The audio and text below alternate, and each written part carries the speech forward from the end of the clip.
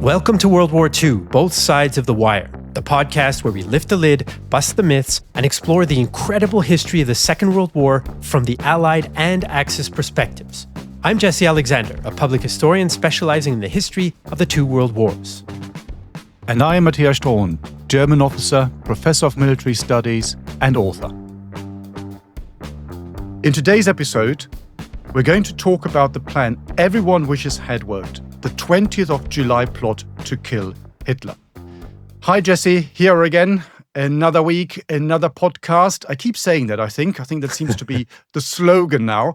As I said, here we are. So in the previous episode, we looked at attempts to kill Hitler, to overthrow the regime, to do whatever to bring the war to an end. And today we're continuing with the story, but you might say we're zooming in. And we're zooming in onto probably the most famous of these, let's call them plots. We were talking about this earlier, and we both said, well, plot probably sounds quite negative, but it's the phrase that we use, or we could say coup, maybe perhaps that's a better one. Anyway, plot or coup, it doesn't really matter, but the famous one, and that, of course, is the one that, includes, of course, Tom Cruise as Stalenbergs in the famous film. So, of course, we're going to be talking about the 20th of July plot 1944, which, if it had worked, might have changed history. It might not have done. I think these are things we're going to explore. So, Jesse, it's a broad subject. I said we're zooming in, but still broad. I don't think we have to repeat everything we said about general resistance, because we did that in the previous episode.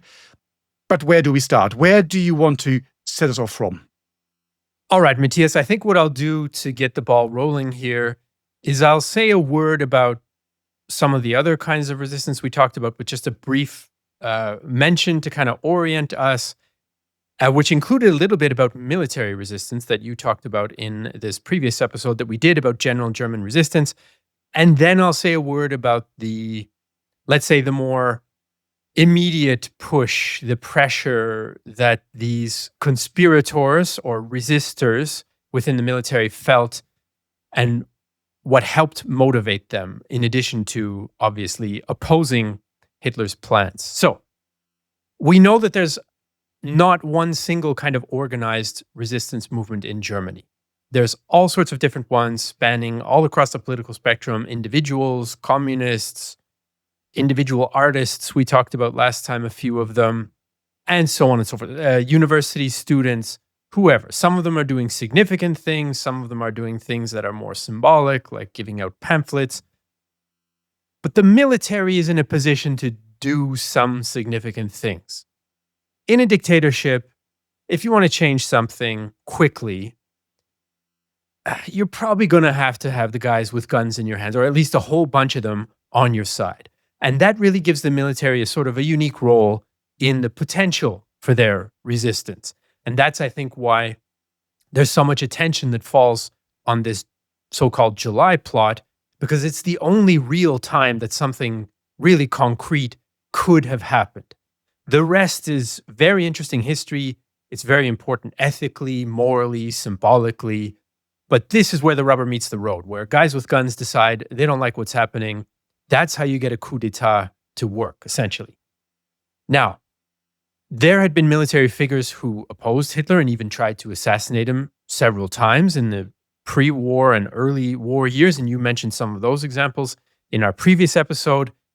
But the war situation is really pushing the anti-Nazis in the military to action, because in 1943 and 44, unless you've drank the Nazi Kool-Aid, it's very clear that the war's not going well. And if it keeps going that way, it's not going to end well. And the way it's going to end is with a Soviet invasion of Germany. I mean, I think any military mind is going to see that on the horizon, maybe after Stalingrad, but especially after summer 1943, when it's clear that things are rolling in the wrong direction in the East, and they're not going to stop. So this is sort of the context where you have these people, this group of people, and we'll get into some of the characters. Now's the time, because otherwise it's going to be too late. And this is the time period sort of late 1942, but especially 43, where this network of resistance in the military starts to get more organized. And one of the key figures, I'll just introduce a few of the key figures, and Matthias, then you can kind of take us in a bit more depth. You have this officer, Tresco, and he's in Army Group Center in the East, and he starts to, approach people who he thinks might have similar opposition and trying to recruit some very key figures in order to be prepared for some sort of plot. He goes on to develop the more detailed plan, but we'll get into that. He approaches some very well-known figures like Manstein, or he or others, Manstein, von Kluge, Rundstedt.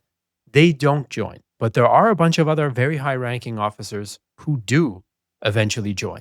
So that's a little bit about the genesis of the network.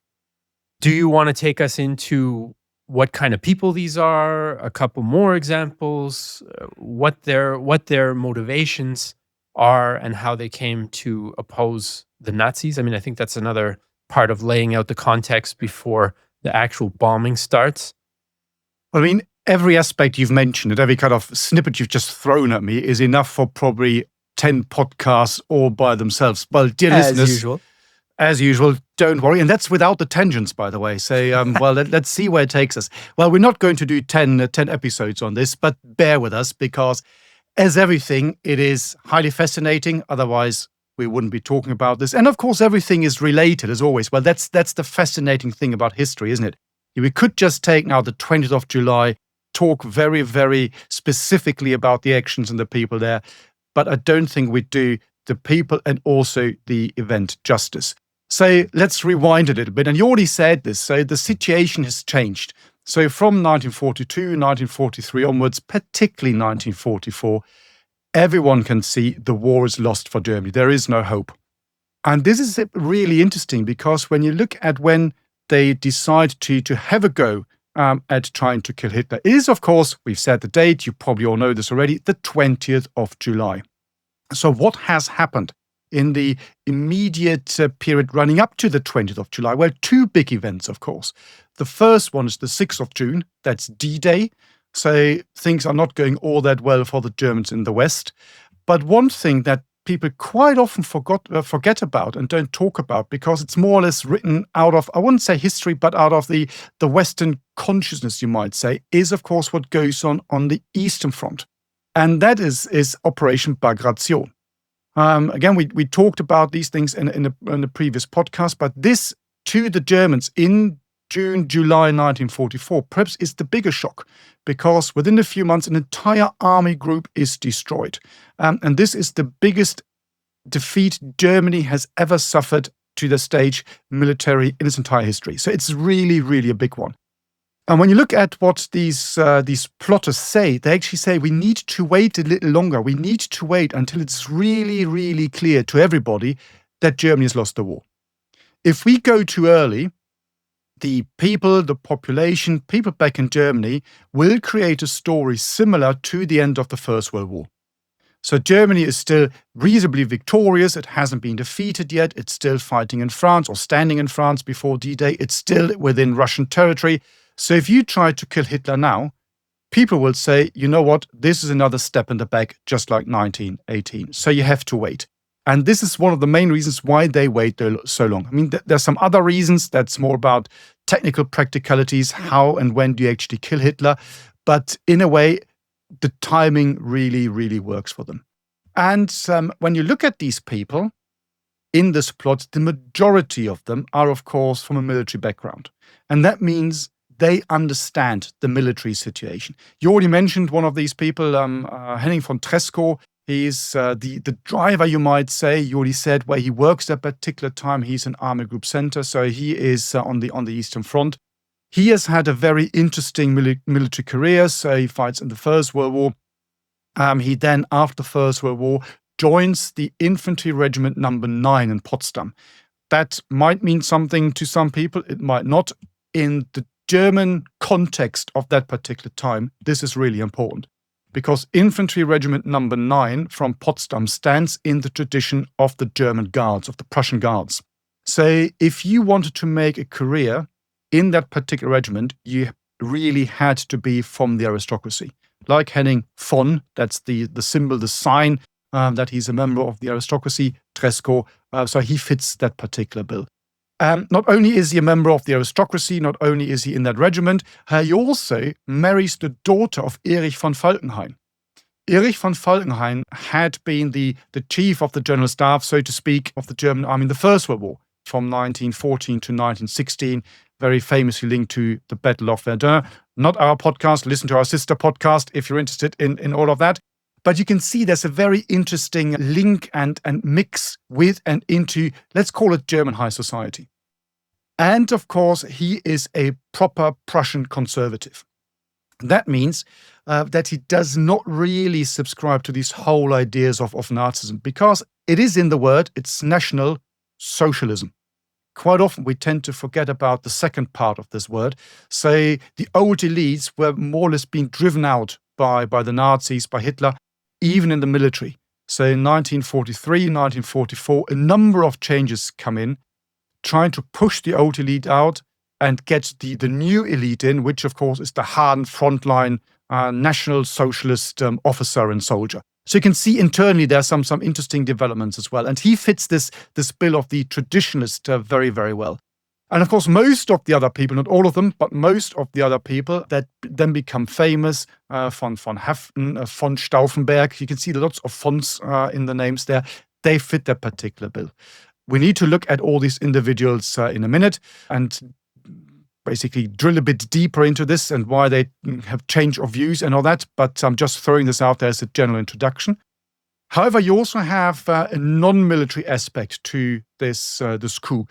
There are a number of former, in particular, politicians. Goerdeler is a very famous one, so former mayor of Leipzig, and he is on the civilian side. The interesting thing is, when you bring these people together, another one, I'm just going to throw him in because I think we talked about him in the other podcast, is Ludwig Beck, the former chief of the general staff. When you bring all these together, it's really interesting when you look at the ideas that they have. Say, we're not going to kill Hitler. Okay, Hitler is dead. What next? And you find a number of very different opposing ideas even within that circle. Maybe with a very, very broad brush, it's a very broad brush, we can say that when we think it's all about a modern, democratic, Western-leaning Germany, like we had in West Germany, at least after 1945, that's not what they're thinking of.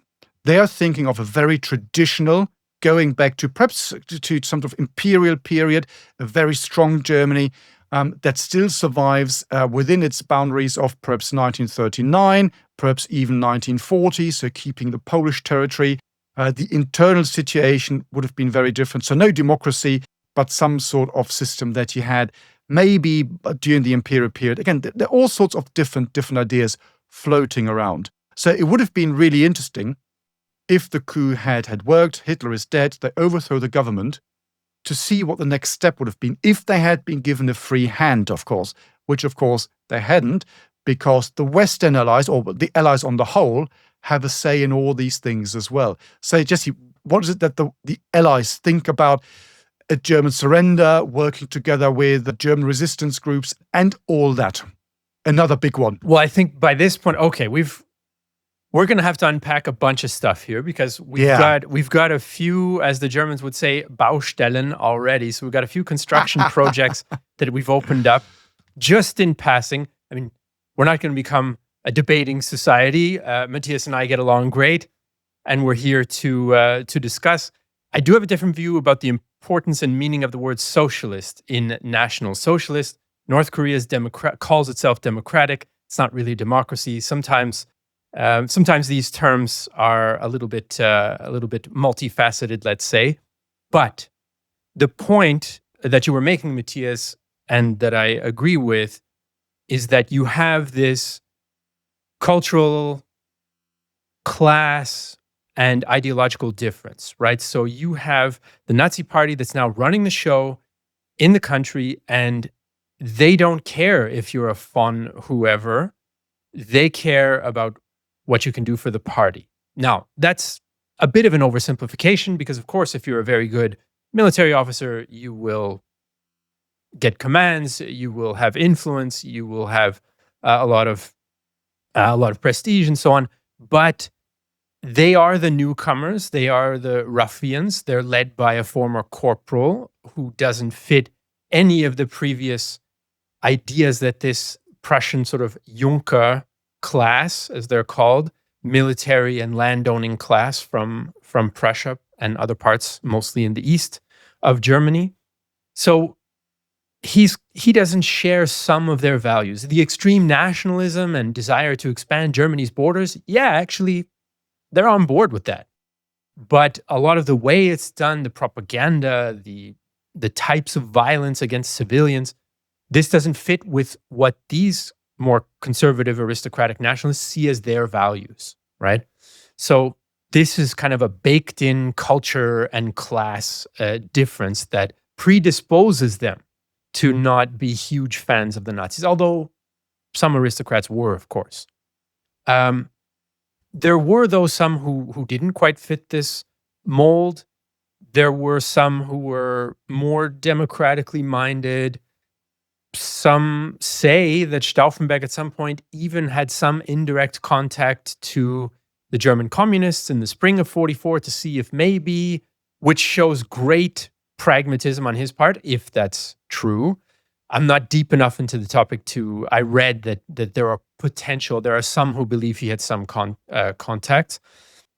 But of course, this is being driven by aristocratic military officers. And that means that the Allies probably are not going to be big fans of their vision for future Germany, right?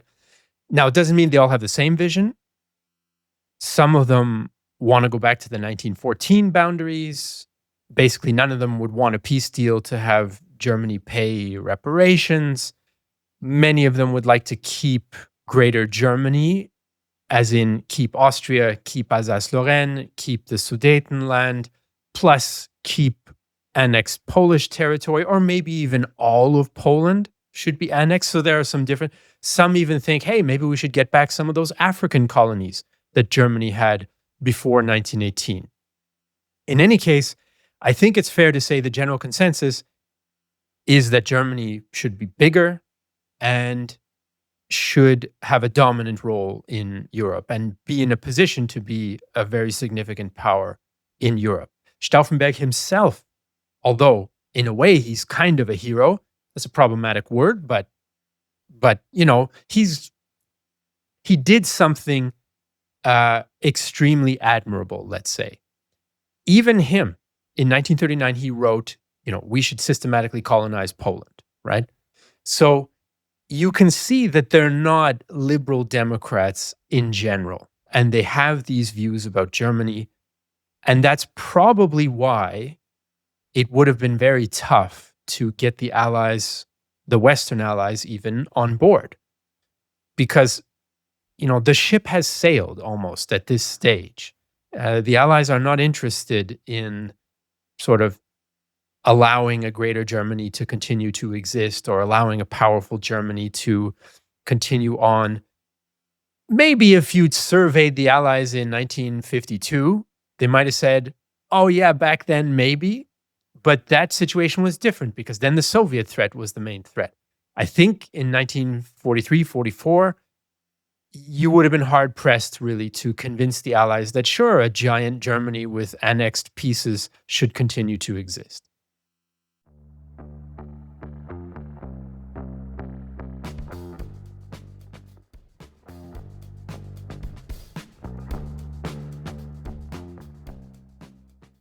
I think you're absolutely right. And of course, you can throw in as well the demand for unconditional surrender.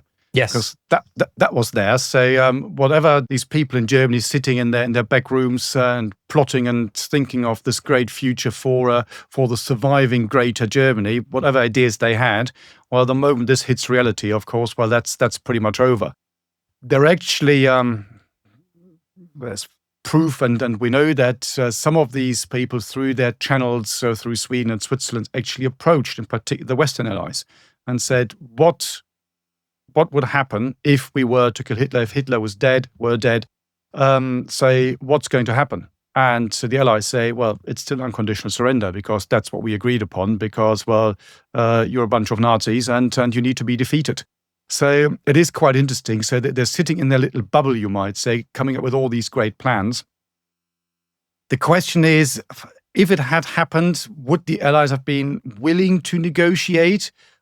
Because it would have saved, well, 8 months, 9 months of war, which, of course, retrospectively looking, we know this now, they didn't know it then, these were the bloodiest months of the war. So in the time from the 20th of July 1944 to the 8th of May 1945, in the European theatre of war, more people die than from 1939 to the 20th of July 1944. So for, let's call it humanity and humankind, it would have been a clever idea potentially to say, okay, we're going to make peace. That was not really what the Allies wanted and what the Allies were thinking about. And this, again, is this thing that you can't really just look at these things in a vacuum, as these guys did. So they're more or less ignoring what goes on around them. And within these groups, or within that particular big group, you also have all these different ideas. So that, again, makes it really quite complex and really difficult trying to organize something really meaningful. And when then look at the planning process and all these things that go into such a coup, I mean, it's quite impressive what they've done and that they could keep it silent up to the 20th of July. Then, of course, obviously, everything falls apart and there's some really nasty repercussions for individuals and also, of course, their families. But maybe that's something for a little bit later on. So a lot of very, very confusing, you might say, and very broad things that we're looking at here. And I don't know, do you want to talk more about individuals? Shall we take it to Stauffenberg, or are we talking more about the context? Where do you want to take it now? I would say one more piece about their intentions, their like broader intentions, because this to me is maybe the most interesting aspect for me personally of this whole plot and so on, is, you know, what that vision is and how they were thinking about what might happen with the country immediately afterwards. Plus, I don't know the individuals as well as you do, so I will definitely be relying on you, as will our listeners, for that inside track on the German details. But they didn't have a detailed plan, but they did draft a kind of governing statement of what in general are the directions of our policies. Kind of what's the big picture of how we want Germany to work when we take over in this coup d'etat. And those I thought were really interesting because, to be honest, they are a bit more liberal and even-handed than you might expect, given what we just talked about, that they still are quite conservative German nationalists who want to retain conquered territory and so on and so forth. So a few of the points from this, let's say, statement of intentions, governing intentions that they thought about, was that they wanted to reestablish in Germany the rule of law, independent courts. They wanted to shut down the concentration camps. And I think my interpretation, because I'm not an expert on exactly what they included in concentration camps, is that they're thinking of German political prisoners as uppermost in their mind, because that's how the concentration camps got started, and there was still quite a lot of political prisoners in them even later in the war. They came out against corruption. They said, hey, the Nazi system is corrupt. We don't want that. We don't want this type of persecution of the Jews. They want war crimes to be punished. Now, I'm sure they would have gone back on that to some extent, since some of them were wrapped up in the army that committed war crimes. So there might have been a lot of pressure for them to let their comrades off the hook who were not in the Nazi party. But they put something about war crimes in there. They wanted to ratchet down the propaganda. So they had some concept of the importance of truth and reality, which the Nazis did not. They talked about Christian values as being the kind of inspiration for education and for social policies. They wanted to punish prominent members of the Nazi party. They had some ideas about how the country could be, administered, and property rights and economic freedom. All these things are the antithesis of the Nazi system, pretty much. So it's quite impressive to see that, yes, those of you listeners who are not so enthusiastic about the idea of a greater Germany, okay. But I mean, listen to some of these actual pragmatic political ideas. There's a lot going for them. Now, they didn't view this as a completely egalitarian democracy. It would have been a more managed authoritarian democracy, if you can even call it a democracy. A more managed and more authoritarian system, but one that did have some kind of rule of law, some kind of basis of individual rights, and some kind of ethical basis in its government as well. They did want to continue the war, but for, as they put it, defensive purposes. So essentially, to keep fighting the Soviets in the hopes of stopping them, and to engage with the Western Allies in peace negotiations. So that I think is in the context, a very commendable program overall, in the context of what we're working with and who we're working with here. No, I think you're absolutely right. And again, it's very traditional, but that does not mean it's bad, does it? And particularly what you just said, when you compare that to what's in place in 1944, this is light years ahead. Leaps and or you might even bounds. say, or even back, you might say, or go back to what they would have said, the good old days before the Nazis came to power. So probably even before the Weimar Republic. But that's a different discussion, and that's another big one.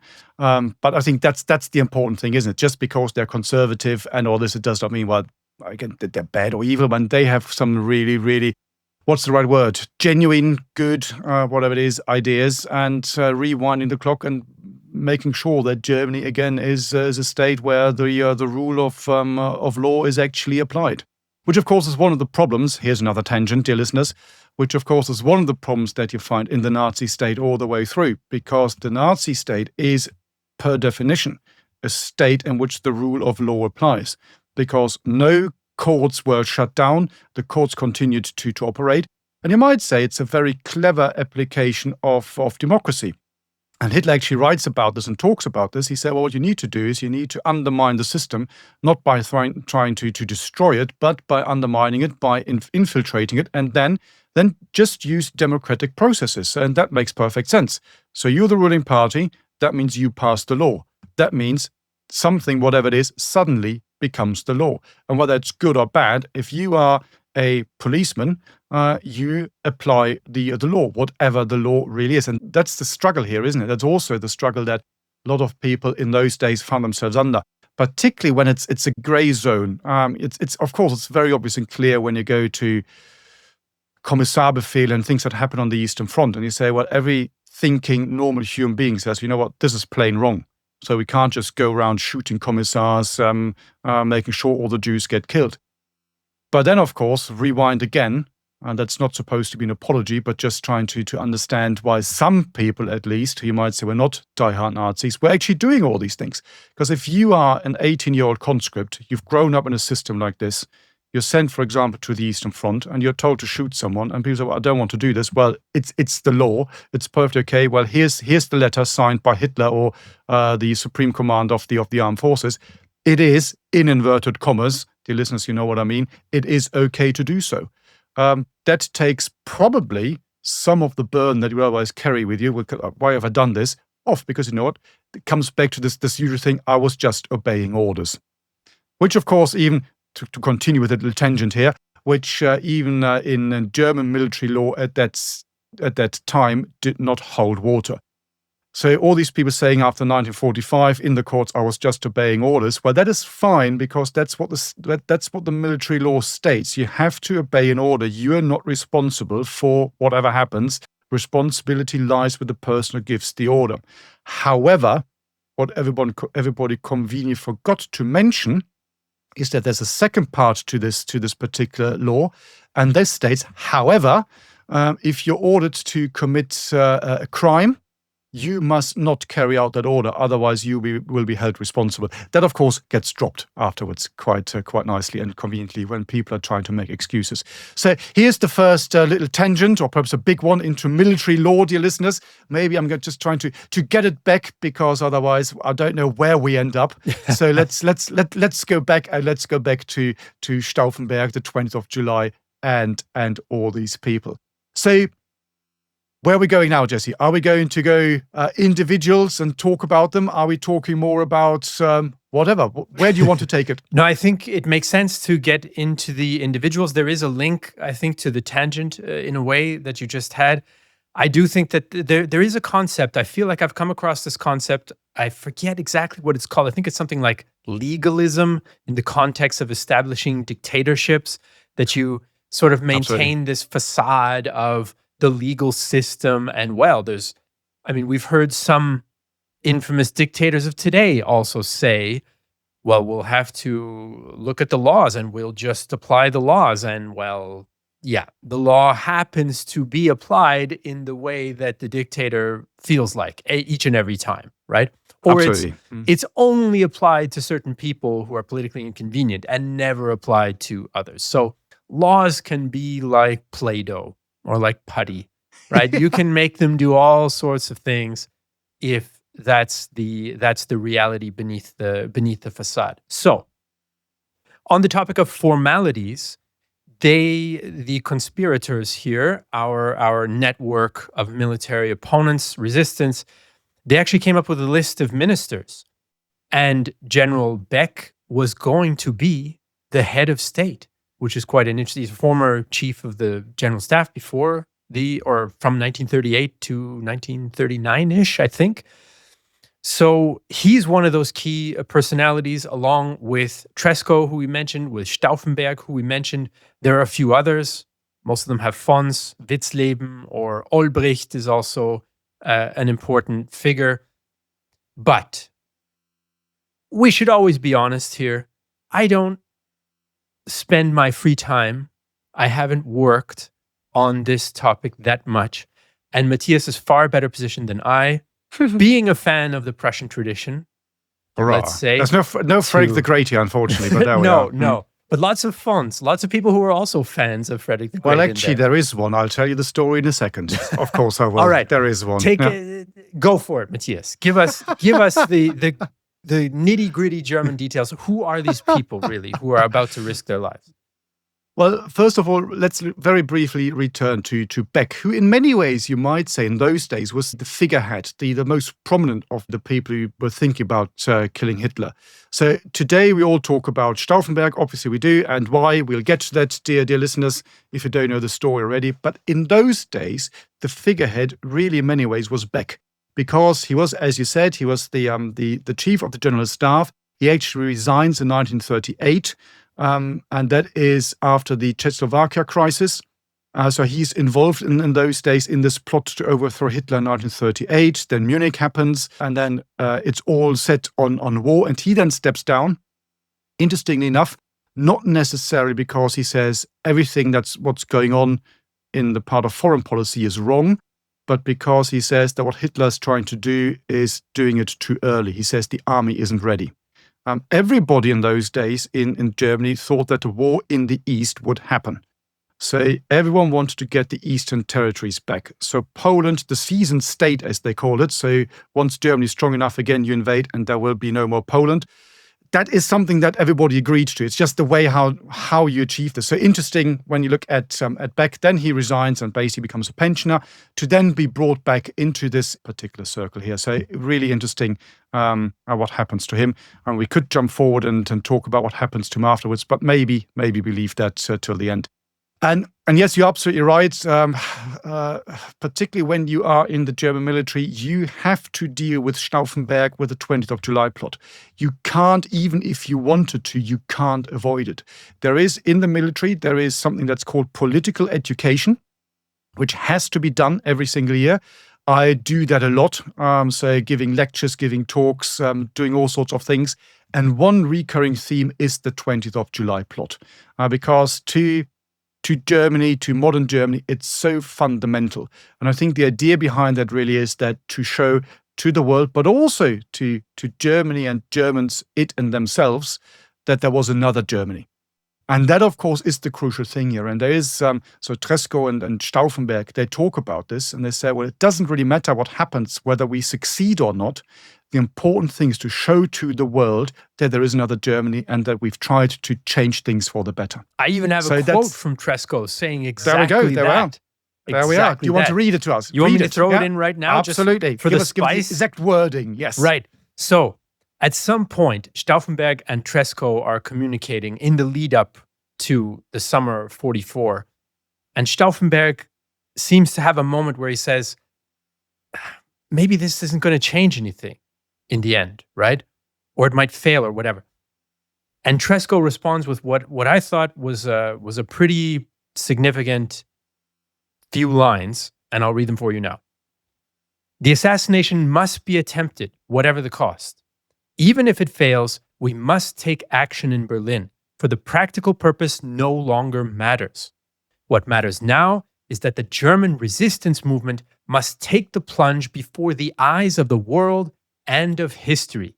Compared to that, nothing else matters. There we go. These are good words, aren't they? Very, very good. Yeah, absolutely. And that, of course, links nicely to a good old story related to Frederick the Great, where we can't have a podcast. Of course it does. I haven't mentioned the deep dug woods in a while. There are lots of deep dug woods, of course, where Army Group Center is, where Treschow sits. Yeah. Dear listeners, if you have seen the film Valkyrie, no, Treschow does not sit in the middle of a forest dictating, well, the orders for the 20th of July to his secretary, sitting in some sort of little, shell hole or hole in the middle of the forest, even though it is a deep dug wood. That does not happen. So that was artistic license and freedom. Anyway, I just mentioned that to I can squeeze in the deep dug woods. However, there's a fascinating link to Frederick the Great. And this is now going back to the 18th century, obviously. There is, I'm not going to bore you with the details, dear listeners, don't worry, but Frederick the Great, of course, fights a number of wars. In one of these wars, one of his little palaces, he would call it a hunting lodge, it's a small palace, is actually pillaged, is burned down by Austrian troops because the Prussians fight against the Austrians. So he is outraged, it's his personal property, he doesn't like that.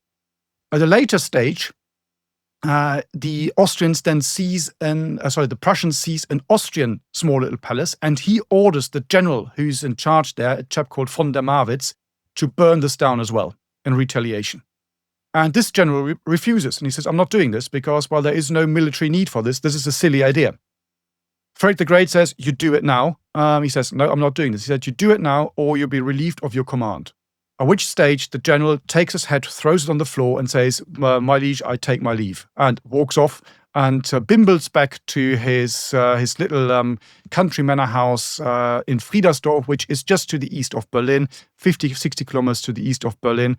Dear listeners, if you've been there, if you looked at the Battle of the Seelow Heights, you would have been there. It's a fascinating restaurant there as well. Very, very good, by the way. I can recommend it.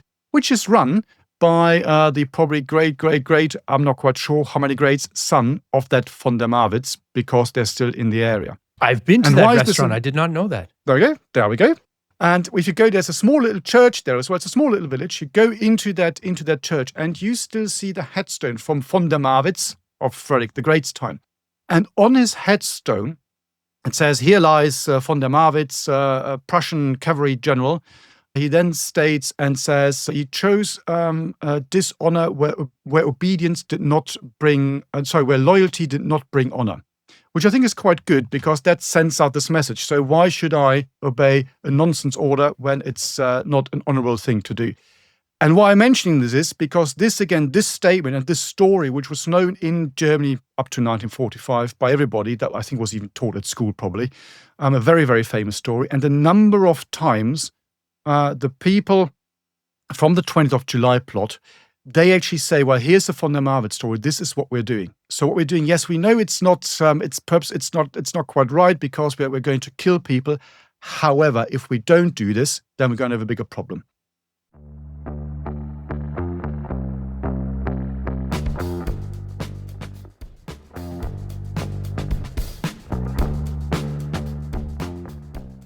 And of course, this is also linked to another thing. So here's another tangent, you might say, but that's an important one. And this is to do with the oath that all these people take. That is really quite an important thing. Now, you might say, okay, there's an oath, people take an oath, and why should I care? Why should I bother? It's interesting. I've talked about exactly this to lots of people, mainly military people from different nations. And it's quite fascinating to see that a lot of people, a lot of nations don't even know what their oath of allegiance is. In some respects, probably the worst in my personal experience are the Brits, to be perfectly honest. I have asked hundreds and thousands of people, can you give me verbatim the oath of allegiance that you took when you joined the army or the military? Not a single person can. You always get something, it's all about queen and king and obedience and heirs and successors and something like that.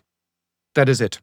Because the way it's normally done, so they tell me, and the British military, and well, dear British military listeners, correct me if I'm wrong, you're normally marched if you're not joining the officer class. You're joining, you're marching, or you're marching into the recruiting office. There's a picture of the king. Someone reads something out when you've got no idea what it really is. You repeat it, and then in the old days, you get paid the king's shilling, and that was it.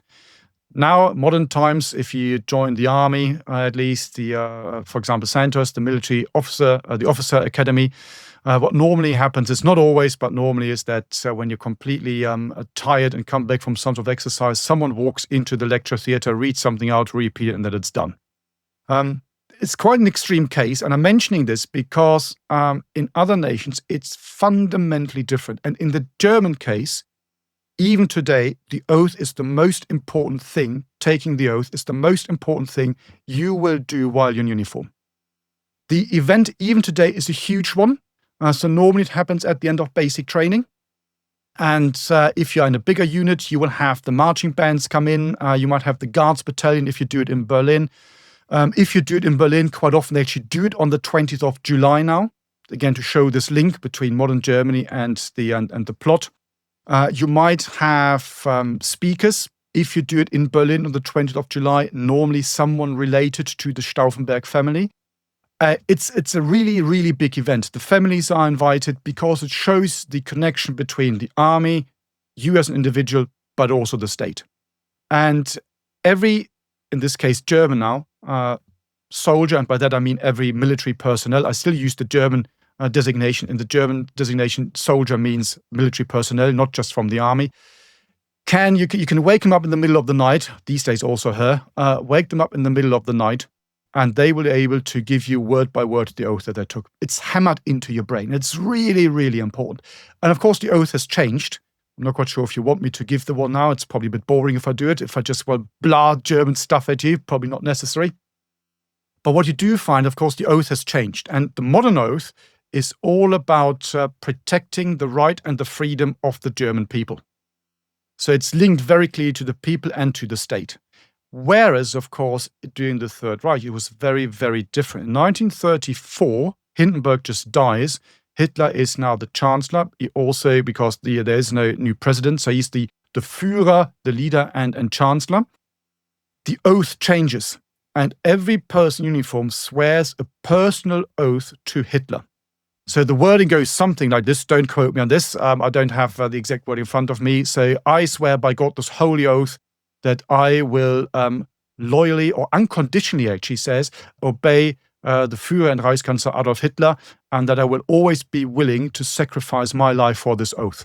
So that's quite strong. And that's it's also, a problem. it's a problem. And because it's this personal link. So what you find with lots of these people who get approached, for example, by Stauffenberg, by Tresco, and other people, would you like to join this idea? We've got this cunning plan to kill Hitler, and quite a few people. You mentioned, for example, Kluge. Rommel is a famous example. We can talk about Rommel till the cows come home, even in this context, and other people as well. They said, you know what? I think what you're doing here is not a bad idea. Manstein, another very famous example. But you know what? I can't do this. I said, why can't you do this? Because they said, well, because I swore an oath. And Manstein is also very interesting. Manstein, the famous general who was classed as by a Brit, by Little Hart, as Germany's most able, or Hitler's most able general. He once said, well, Prussian field marshals don't join in a mutiny. So you can see there's all sorts of really interesting ideas about loyalty. So this personal loyalty that you have to someone who they realize is some sort of criminal, a traitor, whatever word you want to use. But because they swore this personal oath, quite a lot of these people felt completely bound by it. And that's a really interesting aspect. To a degree, a tangent, to a degree, it's not, because to many of these people, it's fundamental and crucial to what they think they can do. This is where, then when this gets discussed, this is why I made this little detour here, about a 5-minute one.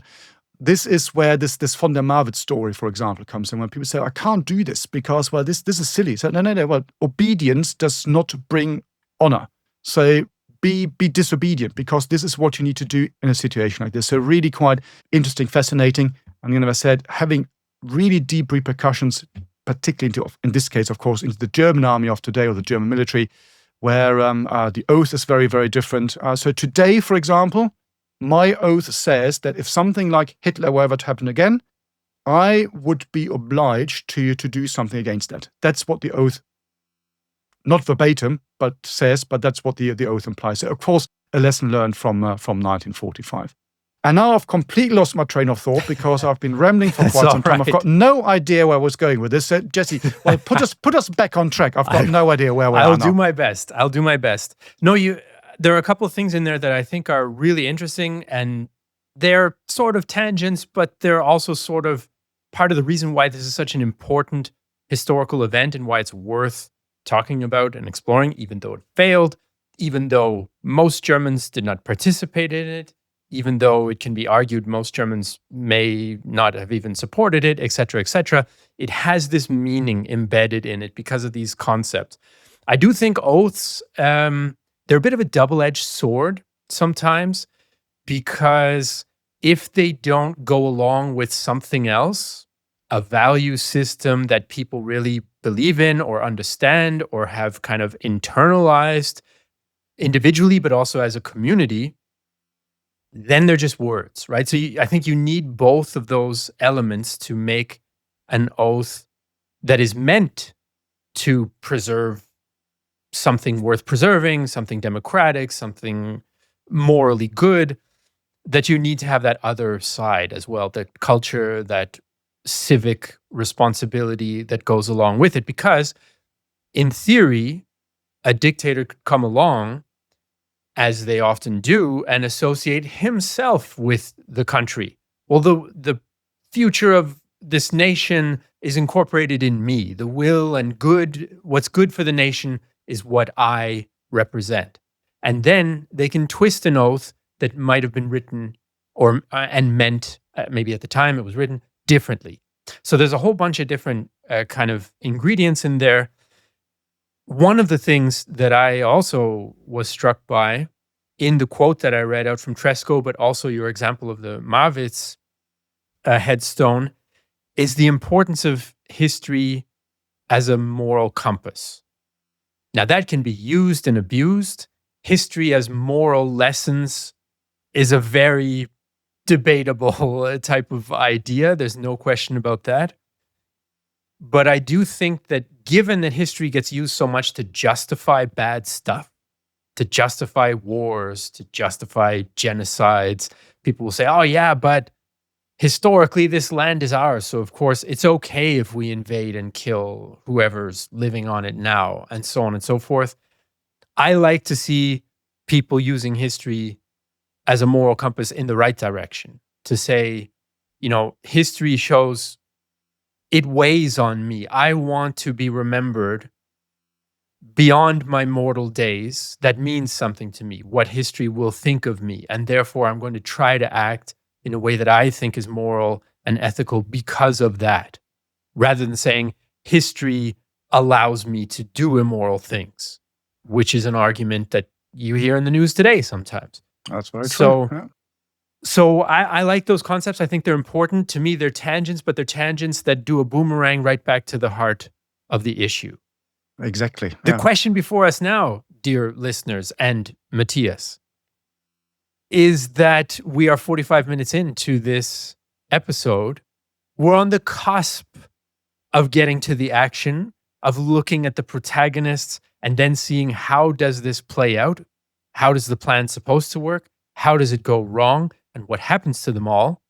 But I'm afraid we're going to save that and put the suspense here out there, and we're going to save it for the next episode. I think in French that's called a dénouement or something fancy like that. I've got two small points. Well, first of all, I think probably because I was just translating in my head earlier, I was talking, probably my Marwitz translation was a little bit clumsy. So I think probably the better one is chose disgrace where obedience did not bring honor. That's just for the linguists amongst us. And just to round off this entire debate about oath and the perception of oath and all these things. What is really interesting when you move forward again into the post-Second World War period, so from the mid-1950s onwards, when there's another German army. In the East, well, that wasn't really important because the GDR, the Nationale Volksarmee, was very, very different. In the GDR, yes, of course, it was founded by anti-Nazis and communists, but because they said, well, there are no Nazis in the GDR, they never existed here, they've all gone somewhere else, that wasn't so important to them. Exactly. However, in the West, of course, that's very different. It's really interesting when you then look at the clash, you might say, and the struggle between the traditionalists, and by that I mean those who still believed in the importance of the oath, and the people who, as you explained, absolutely right, say, well, there's something else. There needs to be a deeper meaning to this. And up to probably the 1960s, the dominant view in Germany and also in the German military was that Stauffenberg and his gang, as they would have said, were traitors. They betrayed the nation. They broke their oath. And they were trying to step, again, using this 1918 example or analogy, they were trying to step the army and the state in the back. It's really interesting. This only really changed then in the 60s, perhaps in the early 70s, when you've got a new generation of people coming through. There is a story of a German army unit, and it goes now the 20th of July, and officially you have to commemorate, perhaps even remember, celebrate, probably is too strong a word, this event. And there is the report from one battalion where the battalion commander assembles the men, in those days only men, and you've got an entire battalion standing there. They all stand to attention. He comes out to make the speech to commemorate the 20th of July, and he says, "Gentlemen, as you know, today is the 20th of July. This is the day when a bunch of traitors tried to assassinate Hitler. Troops dismissed." And that was it. So that wouldn't happen anymore. So the view has completely changed. But again, it's interesting, isn't it? So the legacy of this idea of the power of the oath, whether for good or bad, an empty oath, as you already quite rightly and aptly explained.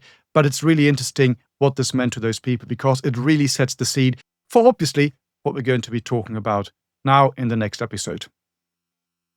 All right, folks, that is it for this episode. We saved up the action for the next episode, and we'll follow and finish off the story of the July 20th plan/plot in the next episode.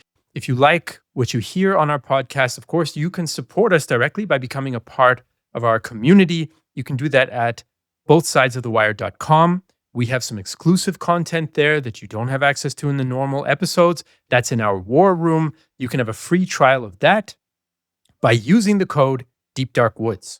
So we will see you in the next episode. You've been listening to World War II, Both Sides of the Wire, a Battle Guide production. To support the creation of future episodes, consider joining our dedicated supporter community, where you can enjoy exclusive benefits and connect with like-minded individuals. For more information, please see the show notes, and if you appreciated this episode, please leave a review on your chosen podcast platform. Thank you for listening. Otherwise, we will see you at least in the next episode, but Matthias's finger is up. I've been raising my hand like at school, exactly. So I was waving like this because I've got two small points. Right. The tangent of all tangents. I think you can probably cut out my attempt to end the episode. If memory I was waving like this, but you didn't see me. Yeah, because I was like, well, time is up. You were gone. I got to wrap it up. And anyway.